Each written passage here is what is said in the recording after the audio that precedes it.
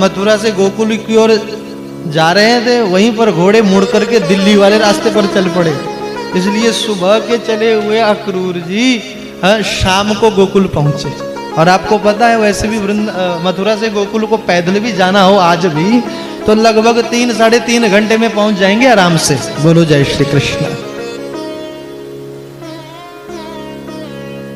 परंतु यहां अक्रूर जी सुबह के चले हुए शाम को पहुंचे और शाम को गोधूली बेला में पहुंचे। इस समय मेरे ठाकुर जी बलदाऊ भैया के साथ गौओं के बीच घिरे हुए थे और गौओं को लेकर के गोचारण यात्रा करके अपने घर की ओर आ रहे थे।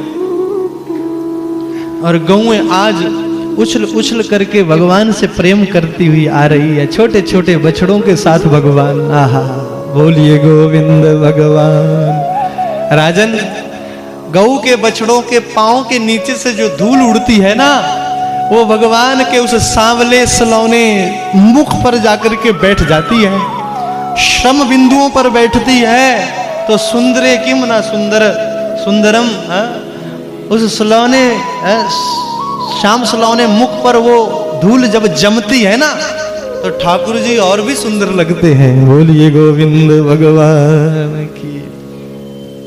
तो गोधूली बेला अक्रूर जी ने ये दर्शन किया।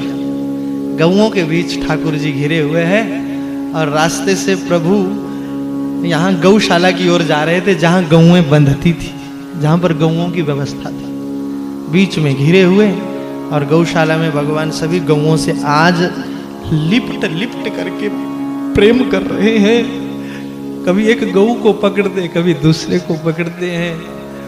परंतु ये गौएं क्या जाने कि आज इतना प्रेम क्यों कर रहा है। बोलो जय श्री कृष्ण। ये आज इतना प्रेम हम पे क्यों लुटा रहा है, गौओं को भी इस बात का पता नहीं। अक्रूर जी ने भगवान को देखा दूर से,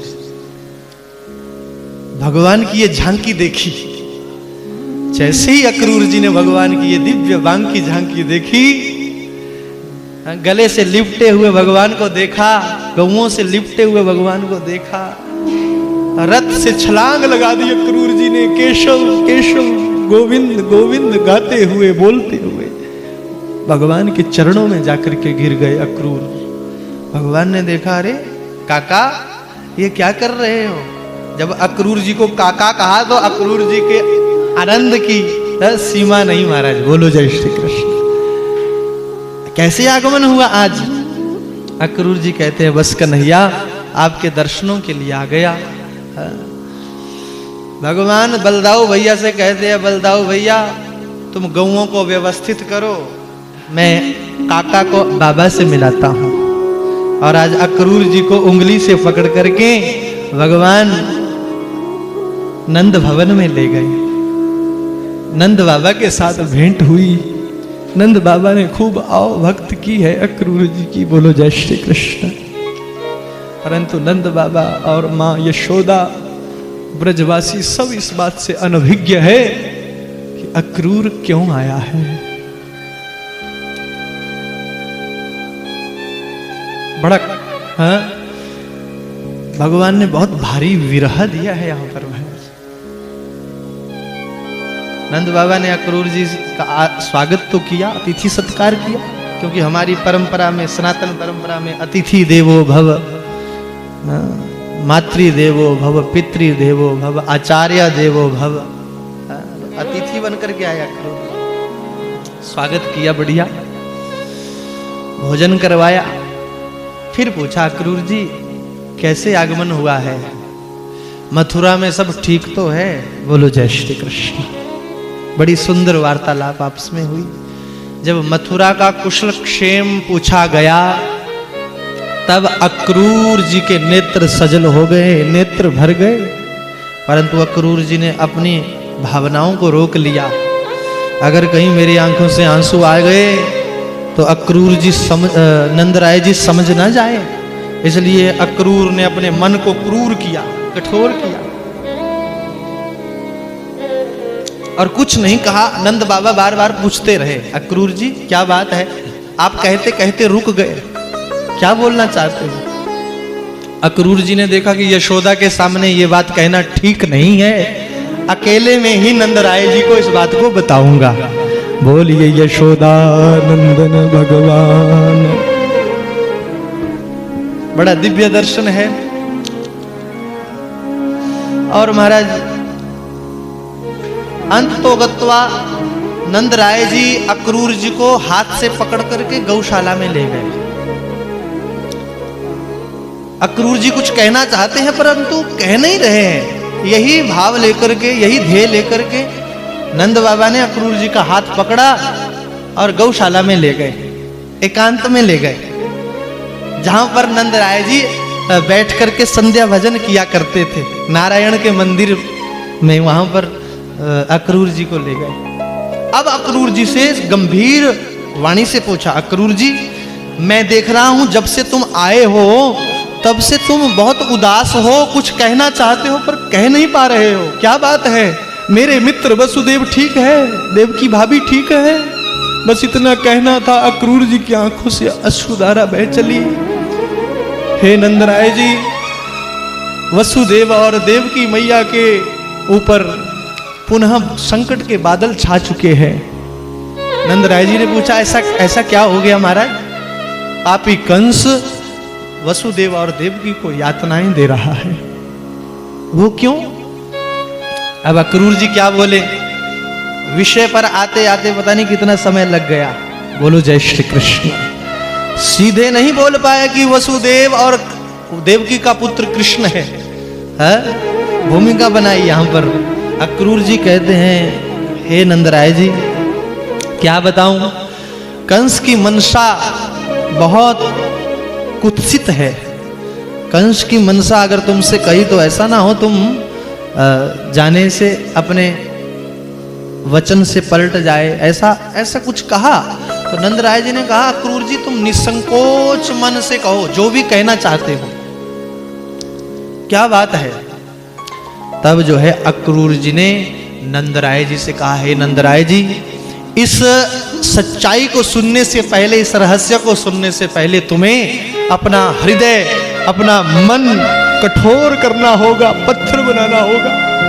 नंदराय जी फिर कहे दो टुक शब्दों में, तुम कहो अक्रूर जी, निसंकोच मन से कहो, हम अपने मित्र के लिए कुछ भी कर सकते हैं, वसुदेव के लिए हम कुछ भी कर सकते हैं। अब अक्रूर जी डरे हुए हैं, कैसे बताऊं? अंत तो गत्वा बार बार जब अनुनय विनय किया तब अक्रूर जी ने कहा, हे नंदराय जी, वास्तव में मैं कृष्ण और बलदाऊ को ले जाने के लिए आया हूं। मुझे कंस ने कृष्ण और बलदाऊ को लाने के लिए भेजा है। नंदराय जी ने पूछा, बोले महाराज वो क्यों? बोले कंस जो है इन दोनों बालकों की वीरता को अपने ही कुश्ती के अखाड़े में देखना चाहता है। नंदराय जी भयभीत हो गए, हमारे बच्चे, हमारे बेटे कभी भी घर को छोड़ करके इधर उधर नहीं गए हैं। बोलो जय श्री कृष्ण। हम नहीं भेज सकते महाराज। अब अक्रूर जी भयभीत हो गए। अक्रूर जी कहे, नंदराय जी ये विवशता है हमारी, कृष्ण और बलराम को भेजना ही पड़ेगा, नहीं तो तुम कंस से भली भांति परिचित हो। अगर तुमने कृष्ण और बलराम को नहीं भेजा तो कंस यहां पर लाशों की ढेर बिछा देगा। बोलो जय श्री कृष्ण। और दुनिया कहेगी कि नंदराय जी ने पुत्र मोह के कारण अपनी प्रजा तक का भी ध्यान नहीं रखा। तुम ब्रज के राजा हो, तुम्हें पुरुषार्थ को समझना चाहिए, तुम्हें कठोर होना चाहिए। समझाने लगे। नंदराय जी कहते हैं, बोले महाराज मेरे प्राण ले लो, मेरा सब कुछ ले जाओ, परंतु मैं अपने कृष्ण को नहीं दे सकता, कृष्ण को नहीं भेज सकता। बोले इन्हें तो ले जाना है। अक्रूर जी भी फिर कहने लगे, बोले ले जाना पड़ेगा, हट करने लगे। तो नंदराय जी को थोड़ा क्रोध आया। बोले महाराज आप कैसे अधिकार जमा रहे हो हमारे पुत्रों पर?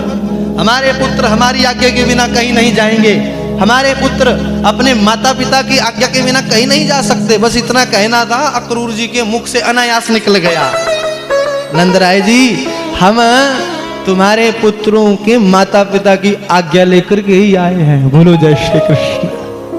बस इतना कहना था। नंदराय जी को आश्चर्य हुआ, बोले माता पिता की आज्ञा लेकर के आए? कौन माता पिता? अब अक्रूर जी ने कहा, बोले अब हृदय को कठोर कर ले, हाँ अब मैं रहस्य बताने जा रहा हूं। नंदराय जी ने कहा, देखो अक्रूर जी, तुम शहर के लोग हो, तुम मथुरा के लोग हो, हम यहाँ देहात के लोग हैं, ब्रजवासी हैं, हमें बहुत राजनीति नहीं आती, सीधी सीधी बात कहिए, कहना क्या चाहते हो? बोलो जय श्री कृष्ण। बड़ा मार्मिक प्रसंग है साहब। इस प्रसंग को कहने से अपना हृदय निर्मल हो जाता है। बड़ा प्यारा दर्शन। आज यहां पर अक्रूर जी कहते हैं, हे नंदराय जी, वास्तव में कृष्ण वसुदेव और देवकी का 8वां पुत्र है, और वसुदेव और देवकी की रक्षा के लिए ही मैं यहां पर आया। अगर तुमने कृष्ण को नहीं भेजा तो वो पापी कंस वसुदेव और देवकी को मृत्यु के घाट उतार देगा।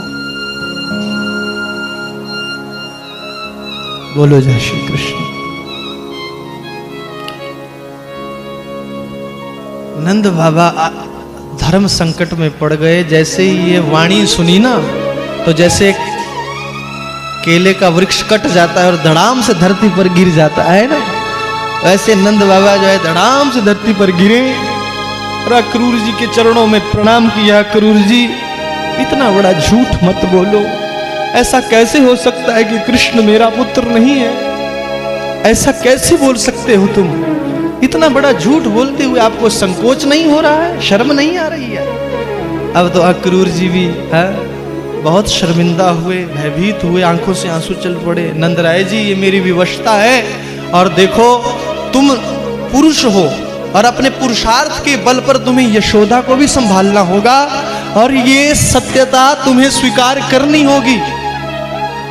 बस जब इतना कहा तो नंदराय जी को लगा कि भैया ये सत्य हो सकता है। आज नंद बाबा के मन में दैन्य भाव के साथ हीनता भी आने लगी। अब नंदराय जी भगवान कृष्ण के एक एक चरित्र को स्मरण करते हुए कहने लगे, मन को, अपने मन को समझाने लगे, हो सकता है ऐसे भी ऐसा पराक्रमी, ऐसा ऐश्वर्यशाली, वैभवशाली पुत्र मुझ जैसे ग्वाले का कैसे हो सकता है? बोलो जय श्री कृष्ण। ये तो किसी राजा का ही पुत्र था। जब मैं इसके पांव पर चक्र, वज्र के चिन्ह देखता था, तो कभी कभी मुझे भी लगता था कि ये किसी राजा का पुत्र है। हीन भावना आ गई और नंदराय जी नारायण की मूर्ति के सामने रोने लगे, प्रभु तुम क्यों ठगते हो जीव को? बड़ी उम्र में जाकर के पुत्र हुआ, विलंब से संतान हुई, जब तप करके संतान मिली, और आज ये अक्रूर कहता है कि ये मेरा पुत्र नहीं है। बोलो जय श्री कृष्ण। ध्यान से सुनना मैया, इस कथा को सुनकर के हृदय निर्मल हो जाता है। नारायण की मूर्ति जहां पर बैठ करके नंदराय जी नित्य प्रति संध्या वंदन करते थे ना, माला जपते थे, आज उसी मूर्ति के सामने मानो आज भगवान से रूठ गए। भक्त रूठ जाता है भगवान से। बोलो जय श्री कृष्ण। रूठ गए, रूठ करके बोले, क्यों खेलते हो जीव के साथ ऐसे?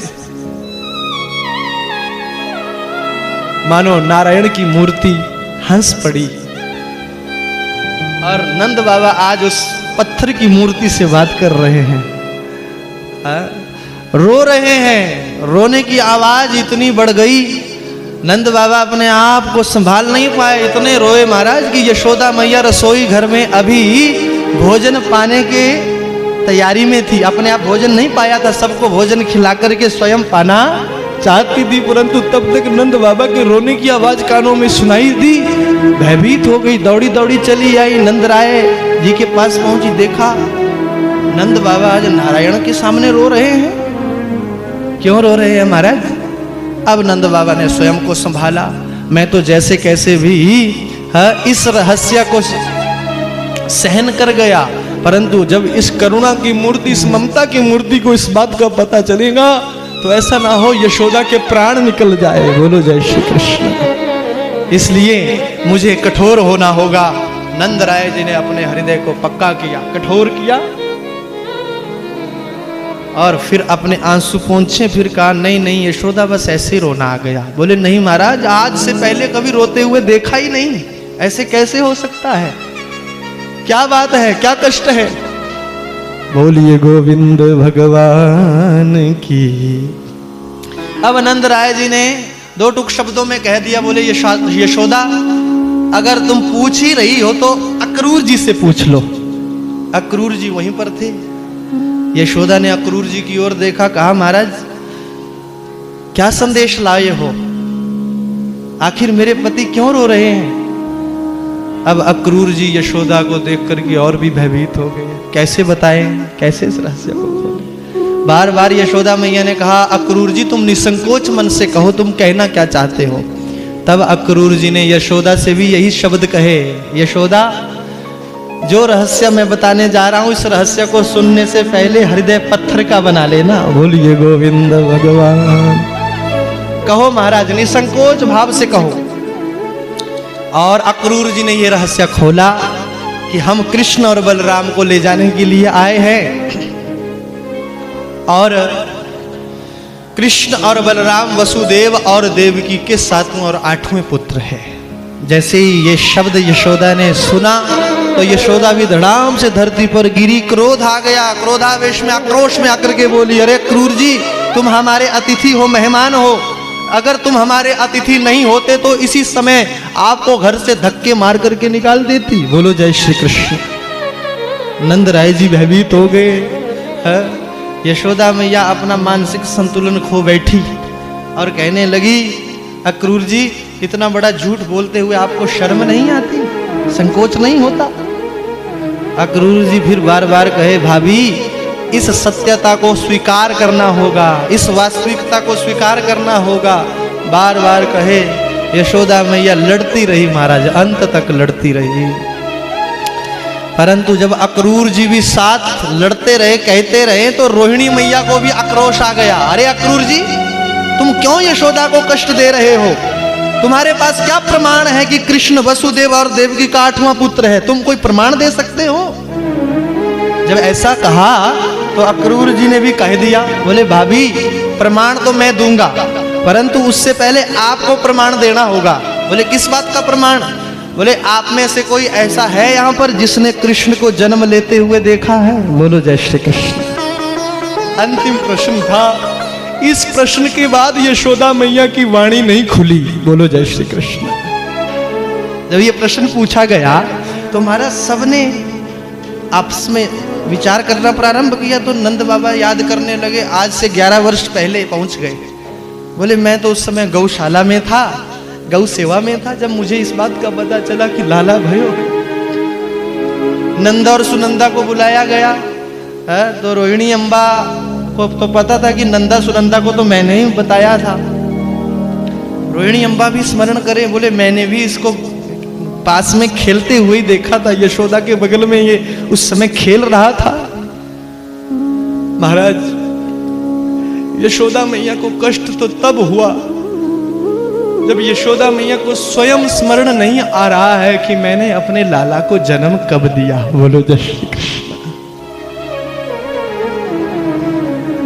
यशोदा मैया को भी इस रहस्य का पता नहीं, याद कर रही है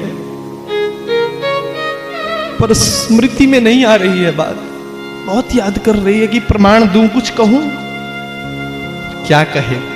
जब यशोदा मैया ही प्रमाण नहीं दे पाई तो फिर और कौन प्रमाण देगा। बोलो जय श्री कृष्ण। और अंत तो गत्वा यशोदा मैया और नंद बाबा ने इस बात को स्वीकार कर लिया कि कृष्ण हमारा पुत्र नहीं।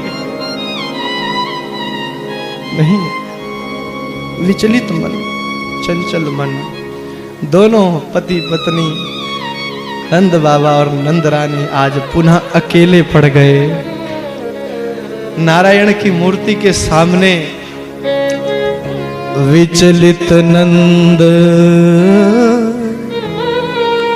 यशोदा जागे, हार गए होनी के आगे। मान लिया यशोदा मैया ने, परंतु जानते हो अपने स्वभाव को बदल लिया मां यशोदा ने। जैसे बात लाला के साथ कन्हैया के साथ पहले करती थी ना, अब वैसे बात नहीं करती। जब सब कुछ पता चल गया ना, तब कन्हैया वहां पर आए और मैया को आश्वासन देने लगे, मैया क्यों रोती हो, परसों आ जाऊंगा, 2 दिन की तो बात है। बोलो जय श्री कृष्ण। जानते हो यशोदा मैया बात नहीं कर रही है कन्हैया से, क्यों? जैसे एक माँ अपने बच्चे से रूठ जाती है, वैसे रूठ गई।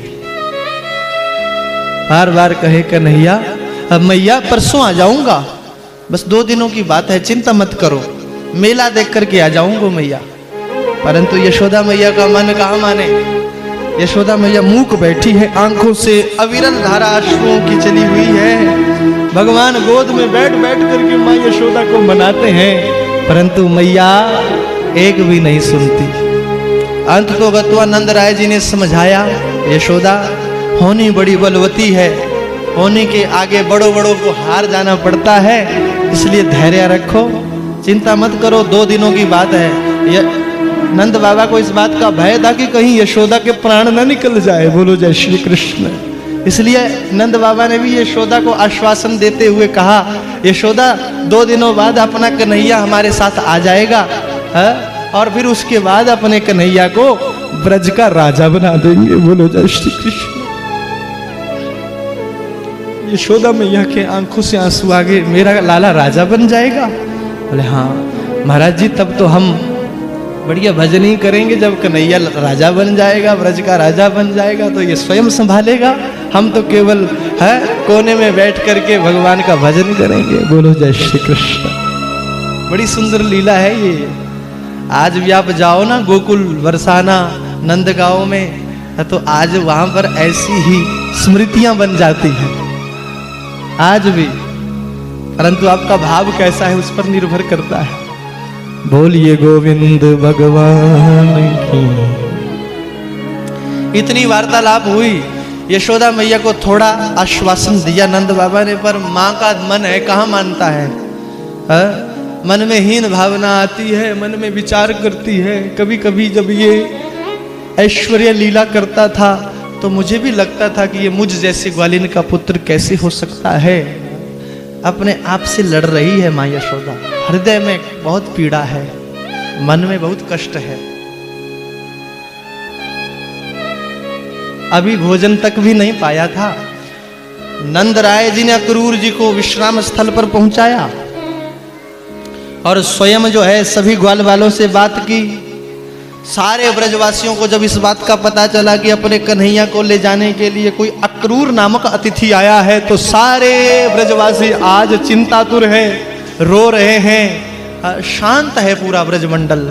घर घर में इस बात का पता चल गया महाराज। और इधर यशोदा मैया और कृष्ण का अंतिम संवाद। बोलिए गोविंद भगवान की।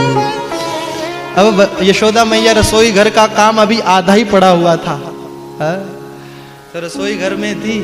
भगवान पीछे पीछे चले गए मैया के, मैया भोजन पालो। परंतु यशोदा मैया ने बहुत प्रयास किया भोजन पाने का, आज भोजन नहीं पाया गया। भगवान को लगा मेरी मैया बहुत कष्ट में है। फिर कहने लगे मैया तुम चिंता मत करो, परसों आ जाऊंगा। अब यशोदा मैया कहती है कन्हैया तो सच कहता है आ जाएगा ना परसों? हाँ मैया आ जाओ। सच कहता है? बोले हाँ। कन्हैया एक बार मेरी दृष्टि से दृष्टि मिलाकर के, नजरों से नजर मिलाकर के कह दे कि मैं परसों आ जाऊंगा। भगवान से जब माँ यशोदा ने ये कहा ना, तो भगवान ने यशोदा मैया के साथ दृष्टि नहीं मिलाई है। बोलो जय श्री कृष्ण। तब यशोदा मैया समझ गई ये झूठ बोल रहा है। कन्हैया क्या खोट है तेरे मन में, तू आएगा भी कि नहीं आएगा?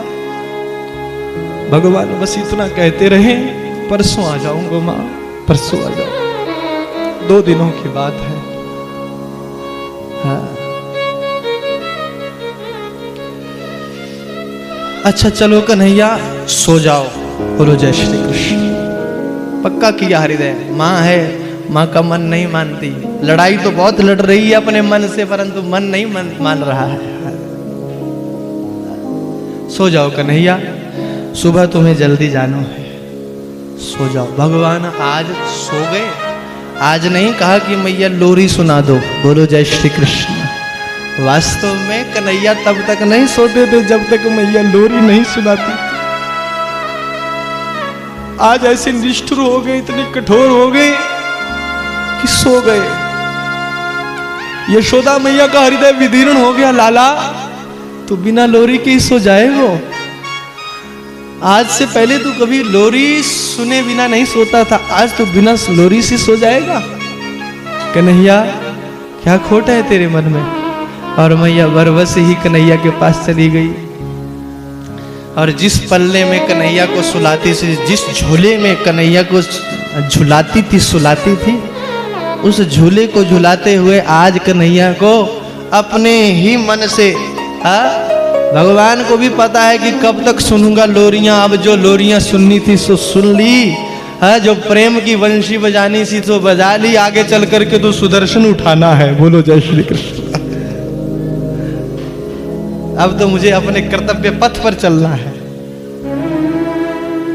इसलिए मां यशोदा अपने आप ही पलने के पास जाकर के कन्हैया को झूला झुलाते हुए सुलाने लगी।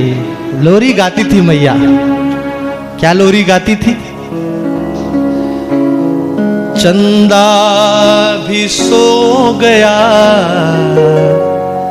तारे भी सो गए, सो गई सारी ये गोकुल नगरिया, तेरा पलना झुलावे तेरी मैया। सो जा रे कृष्ण कन्हैया, तेरा पलना झुलावे तेरी मैया। सो जा कृष्ण कन्हैया, तेरा पलना झुलावे तेरी मैया। ओ गौएं भी सो गई, बछड़े भी सो गए, गौएं भी सो गई, बछड़े भी सो। ऐसा नहीं है कि भगवान के हृदय में कष्ट नहीं है। इस प्रेम नगर से निकलना कठिन नहीं है भगवान को। बहुत कष्ट में है प्रभु, पर रोए नहीं, आंसू नहीं बहाया। जानते हैं कि अगर रोया तो मैया समझ जाएगी कि ये अब नहीं आएगा वृंदावन, इसलिए रोए ही नहीं, कठोर हो गए और जानबूझ करके आंखें बंद कर ली। क्यों? कि मेरी मैया को कष्ट ना हो और ये भी भोजन पाके सो जाए। और ऐसे ही झूठ में आंखें बंद करके आराम से सो गए, शांत हो गए। यशोदा मैया को लगा कि लाला तो सो गया, परंतु मन में अपार कष्ट है, अपार पीड़ा है, रोना चाहती है, इस कष्ट को बाहर निकालना चाहती है, मन हल्का करना चाहती है। तो देखा सब सो गए हैं, नंद बाबा भी अपने कक्ष में। यशोदा मैया यहाँ से बाहर निकली, उस आंगन में चली गई जिस आंगन में कभी कन्हैया को उखल से बांधा था, बोलो जय श्री कृष्ण। उसी उखल का सहारा लेकर के चंद्रमा की ओर देखती है, टकटकी लगा करके, और अब खुले मन से रोई, अकेली रो रही है आंगन में। भगवान की एक एक लीला को याद करके रो रही है, विचार कर रही है, यदि मुझे ऐसा पता होता कि ये मेरा पुत्र नहीं है तो इसने एक मटकी माखन की फोड़ी, उसके लिए मैंने इसको उखल से बांध दिया। कैसी अभागन हूं मैं। अगर ये पता होता कि ये मेरा मेहमान है, मेरा अतिथि है, मेरे पास कुछ सालों के लिए है, तो मैं कभी इसको उखल से नहीं बांधती। पश्चाताप कर रही है, रो रही है। भगवान ने देखा मैया आंगन में है, उठ गए भगवान, दौड़े दौड़े गए मैया की गोद में जाकर के बैठ गए। मैया तुम यहाँ बैठी हो? हाँ कन्हैया, नींद नहीं आ रही थी सो आंगन में आ गई। कन्हैया तुम सुबह चले जाओगे? हाँ मैया जाऊंगा, पर आ जाऊंगा। कन्हैया एक वचन दे मुझे। यहाँ पर यशोदा मैया ने भगवान से कुछ वचन लिए। बोलिए गोविंद भगवान, क्योंकि जानती है कि अब ये वापस नहीं आएगा। माँ अपने बच्चे के भाव को समझ लेती है। कहा कन्हैया वचन दे मुझे। कहो मैया क्या क्या वचन दूं? जब तू मथुरा जाएगा ना, और जब तेरी मैया देवकी तुम्हें मिलेगी, तो तू कभी भी इस बात को अपनी मैया देवकी से नहीं बोलेगा कि मैंने तुम्हें थोड़ा सा तूने माखन चुराया, मटकी फोड़ी और मैंने तुम्हें उखल से बांध दिया। रे कन्हैया मुझे क्षमा कर देना, मैं अभागन हूं, मैं तो एक साधारण सी ग्वालन हूं रे, अनपढ़ हूं, गंवार हूं मैं। मुझे अगर ऐसा पता होता कि तू मेरा पुत्र नहीं है तो मैं कभी भी तुम्हें उखल से नहीं बांधती। मैं तो तुझ पर बड़ा अधिकार जमाती थी कि तू मेरा बेटा है। बोलो जय श्री कृष्ण। महाराज ये शब्द तो भगवान से भी नहीं सुने गए। भगवान ने मुंह पर हाथ धर दिया। मैया इतना दूर मत करो मुझे, जहां भी रहूंगा यशोदा नंदन के नाम से रहूंगा। नंद नंदन के नाम से दुनिया जानेगी मुझे, संसार जानेगा मुझे। चिंता मत करो मैया, परसों आ जाऊं। वो अभी भी झूठ बोल रहे हैं भगवान। बोलो जय श्री कृष्ण। बड़ा मार्मिक प्रसंग है। प्रेम तो भगवान से सबने किया, गोपियों ने किया, ग्वालों ने किया, गौओं ने, बछड़ों ने भी किया, परंतु मां का प्रेम क्या होता है ये आप समझ सकते हैं। बोलो जय श्री कृष्ण। प्रेम तो भगवान से सब करते हैं, परंतु मुझे सबसे प्रिय यदि लगता है तो मां यशोदा का प्रेम लगता है। इसलिए मैं इस भाव को बहुत विस्तार से सुनाता हूं। प्रेम तो सबने, एक एक की प्रेम की व्याख्या करी जाए तो चाहे आप 10 दिनों तक सुनते रहो और 10 दिनों तक रोते रहो। बोलो जय श्री कृष्ण।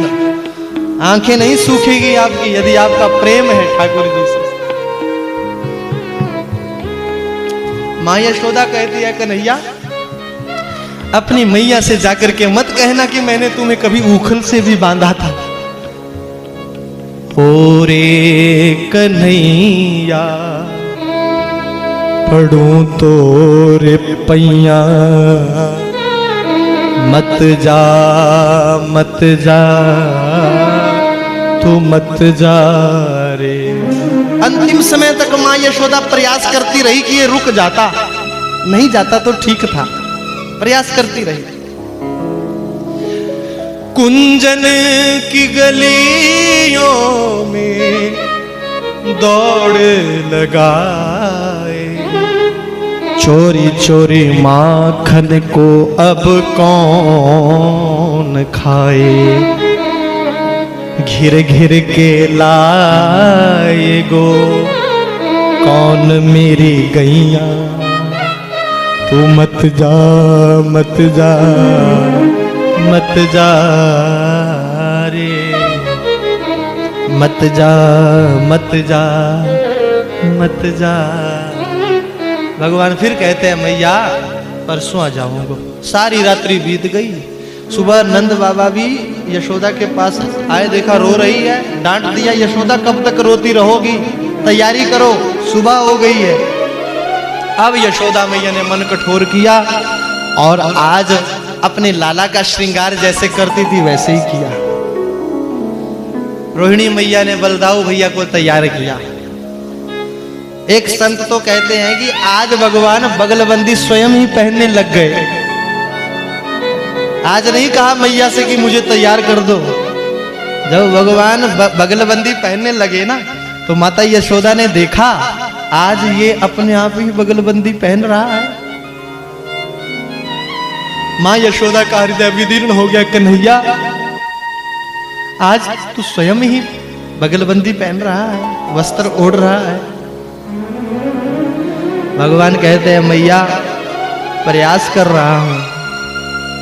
मथुरा जाऊंगा तो मथुरा के लोग कहेंगे कि इतना बड़ा हो गया, अभी बगलबंदी पहनना भी नहीं आती। बोलो जय श्री कृष्ण। इसलिए अभ्यास कर रहा हूं मैं। यहाँ यशोदा की आंखों से फिर आंसू आ गए। क्या करे महाराज, इस प्रेम नगर से कैसे निकला जाए। सुबह हो गई, जाने की तैयारियां प्रारंभ हो गई।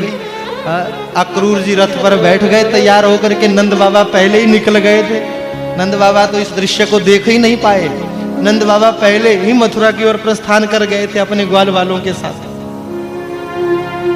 और अक्रूर जी से कहा था, अक्रूर जी ज्यादा ध्यान मत देना ब्रजवासियों की ओर, नहीं तुम यहां से नहीं निकल पाओगे। यहाँ पर कृष्ण को अपने प्राणों से अधिक प्रेम करने वाले लोग रहते हैं, इसलिए यहां से निकलने वाली बात करना। अक्रूर जी कहते हैं ठीक है महाराज। तो अक्रूर जी ने वैसा ही किया, कठोर होकर के रथ पर बैठे हैं, इधर बार बार आवाजें लगा रहे हैं, चलो कन्हैया। और भगवान आज चल पड़े महाराज, रथ पर बैठ गए। बलदाऊ भैया भी बैठ गए। आगे जो है गोपियों ने रास्ता रोका। भगवान ने एक ताना दिया। गोपियों से कहा, बोले ये प्रेम का लक्षण नहीं है। तो गोपियां समझ गई कि ये हमसे दूर रह करके ही प्रसन्न है, और प्रेम का लक्षण है तत् सुखी सुखित्वम। अपने प्रेमी के सुख में सुखी होना ही प्रेम का लक्षण है। प्रेम स्वार्थ नहीं सिखाता। गोपियां समझ गई कि ये हमसे दूर रह करके प्रसन्न है, तो हम रास्ता देती हैं। और गोपियों ने रास्ता छोड़ दिया, मार्ग छोड़ दिया। अक्रूर जी ने अब यहां से रथ भगाया महाराज। बहुत तेज गति से रथ निकला और धूल उड़ी। उस धूल में वो रथ ओझल हो गया। सारे ब्रजवासी जो है देखते ही रह गए टुकुर टुकुर, परंतु भगवान ने पीछे मुड़ करके भी नहीं देखा और सीधे यमुना के किनारे पहुंचे। अंतिम भेंट है राधा और कृष्ण की। ये प्रसंग बहुत मार्मिक है, इसमें हम नहीं जा पाएंगे, टाइम नहीं है, समय नहीं है। यहाँ पर जाते जाते भगवान ने राधा को अपने 3 चिन्ह रख दिए। मोर मुकुट पहनते थे भगवान, राधा की गोद में धर दिए। काली कमली लेते थे कंधे पर, राधा की गोद में रख दी। कमर में बंसी रहती थी भगवान की, हर समय बंसी बजाते थे, बहुत प्यारी। और बंसी भी कमर से निकाली और राधा की गोद में धर दी।